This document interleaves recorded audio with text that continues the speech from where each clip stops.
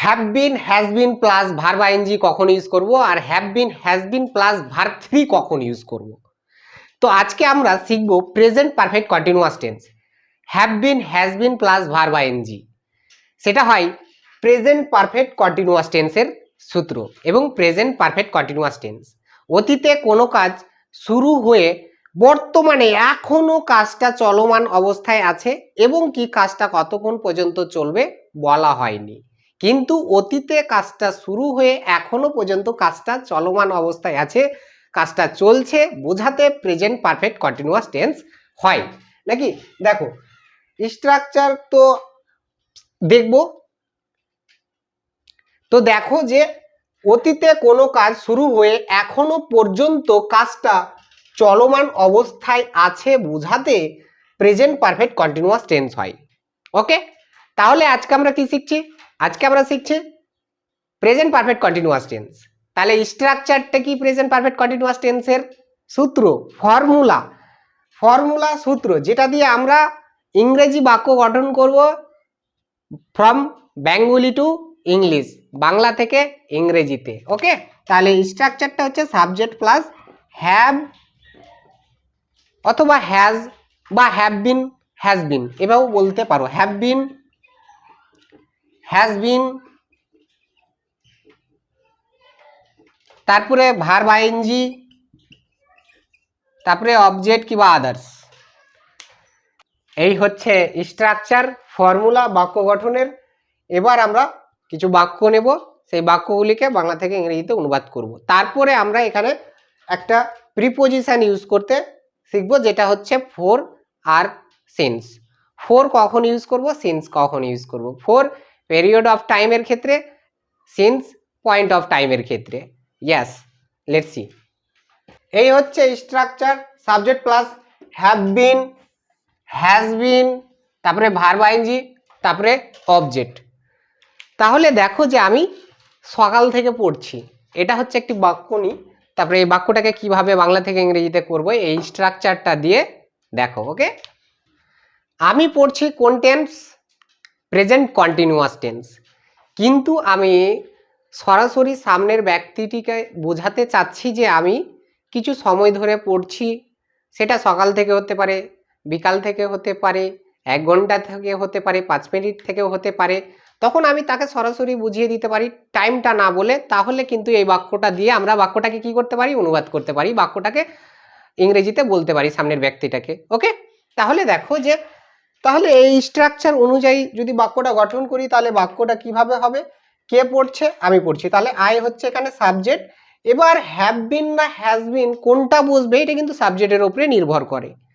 তাহলে হ্যাভ কোন কোন ক্ষেত্রে বসে?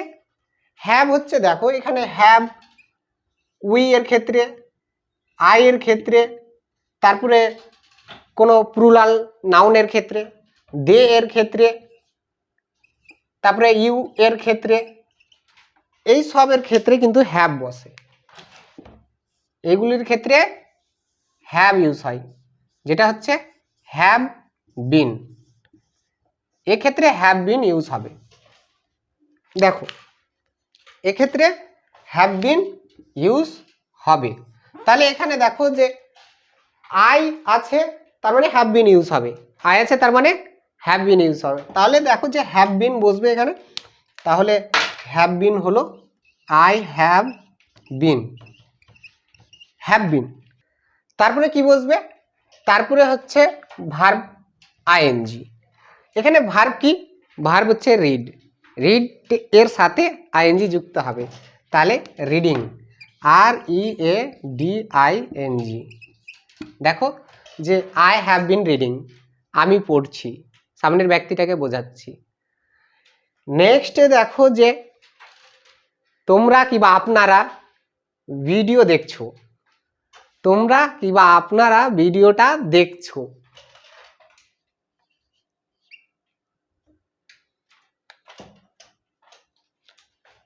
দেখো তোমরা ভিডিওটা দেখছো, তোমরা ভিডিওটা দেখছো, কিছু সময় ধরে তো দেখছো ভিডিওটা নাকি। তাহলে দেখো আমি সময় ধরে আর বলছি না, সরাসরি বললাম যে তোমরা ভিডিওটা দেখছো। তাহলে দেখো যে এখানে কিভাবে বাক্যটা গঠন করব, তোমরা এটা হচ্ছে যে সময়কে উৎস রেখে আমি বাক্যটাকে প্রকাশ করছি কারোর কাছে, তাহলে কিন্তু এটা দিয়ে প্রকাশ করা যায়, মানে এই স্ট্রাকচারটা দিয়ে প্রেজেন্ট পারফেক্ট কন্টিনিউয়াস টেন্স, কিন্তু প্রেজেন্ট কন্টিনিউয়াস টেন্সই ইউজ করা কিন্তু better. You are watching the video, তোমরা ভিডিওটা দেখছো, ওকে। কিন্তু আমি এখানে বোঝাতে চাচ্ছি তোমরা তো আর কিছু সময় ধরে ভিডিওটা দেখছো, তো আমি বললাম তোমাদেরকে যে তোমরা ভিডিওটা দেখছো, কিছু সময় ধরে দেখছো, ওকে। তো আমি সরাসরি প্রকাশ করে দিলাম সময় না উল্লেখ করে, তাহলে বাক্যটা গঠন করতেই পারো এই স্ট্রাকচারটা দিয়ে, যে তোমরা ইউ, ইউ যদি সাবজেক্ট হয় তাহলে ইউ থাকলে হ্যাভ বিন বসে, তাহলে হ্যাভ বিন এলো, তাহলে হ্যাভ বিন। তারপরে ভার্ব, ভার্ব কি দেখা, তাহলে দেখা ওয়াচ, ওয়াচের সাথে আইএনজি যুক্ত হবে, এই যে ওয়াচিং।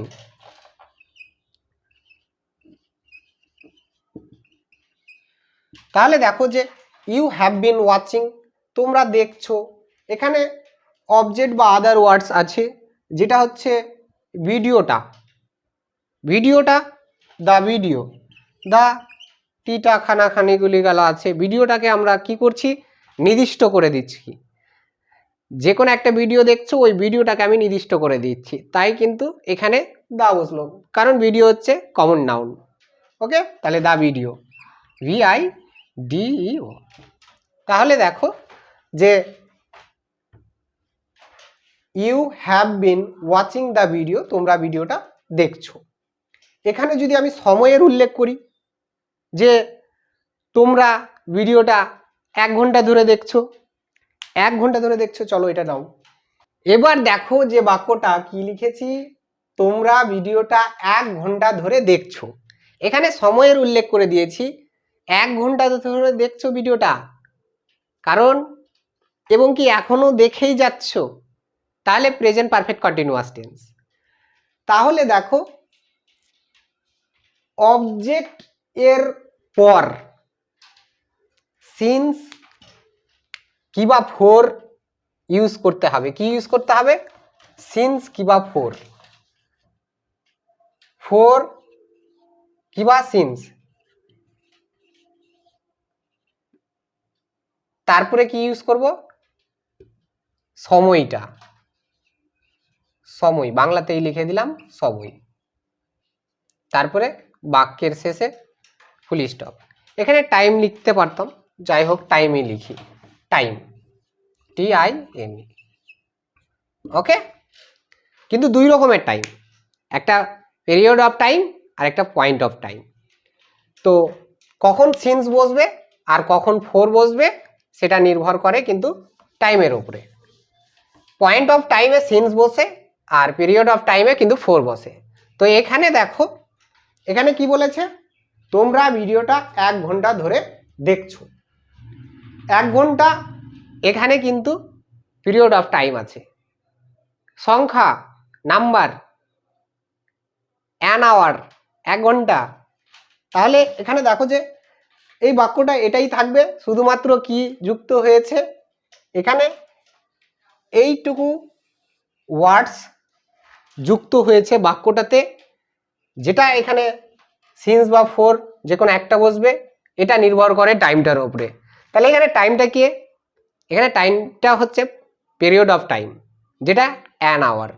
তাহলে সংখ্যা আছে, নাম্বার আছে, এখানে কিন্তু ফর বসবে, তাহলে ফর, যাই হোক এখানেই লিখি যে for, FOR, for an hour, for an hour, for an hour 1 ঘন্টা ধরে।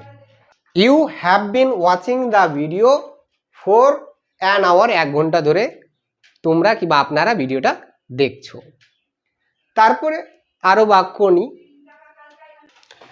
দেখো সে 3 দিন ধরে কাজটা করছে, সে 3 দিন ধরে কাজটা করছে, তাহলে 3 দিন আগে কাজটা শুরু করেছে, এখনো কাজটা করে যাচ্ছে, চলমান অবস্থায় আছে। ক্রিয়ার শেষে কিন্তু সময় ধরে তেছি, তেছো, তেছে, তেছেন পাবো, তাহলে সেগুলো হয় প্রেজেন্ট পারফেক্ট কন্টিনিউয়াস টেন্স।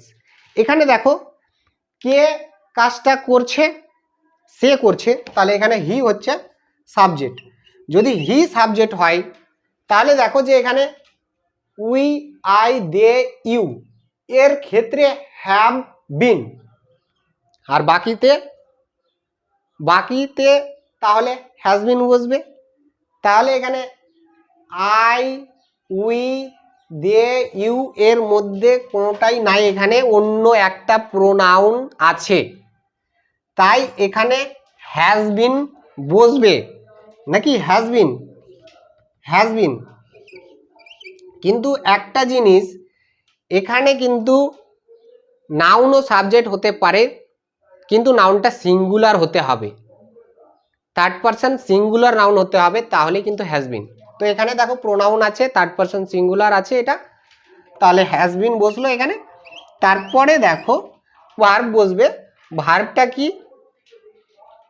করা, তাহলে এখানে ডু এর সাথে আসবে আইএনজি ফর্ম ডুইং।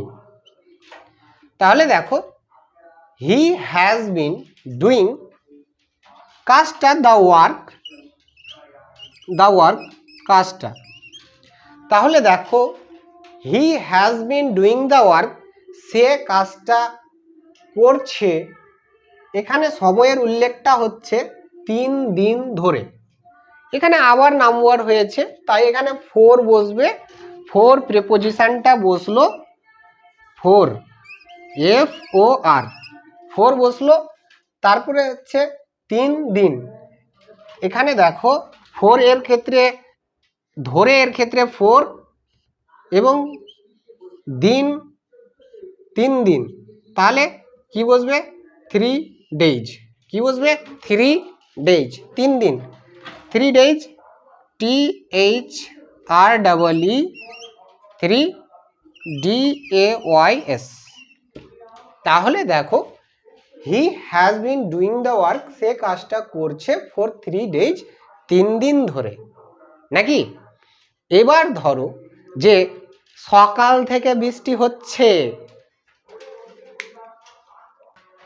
ক্রিয়ার শেষে হচ্ছেও পাবে, কিন্তু এই যে দেখো হচ্ছে, ওকে, তাহলে সকাল থেকে বৃষ্টি হচ্ছে, এখানে কিন্তু কি বসবে সাবজেক্ট অনুযায়ী, এখানে ইন্ট্রোডাকশনারি ইট সাবজেক্টের কাজ করবে।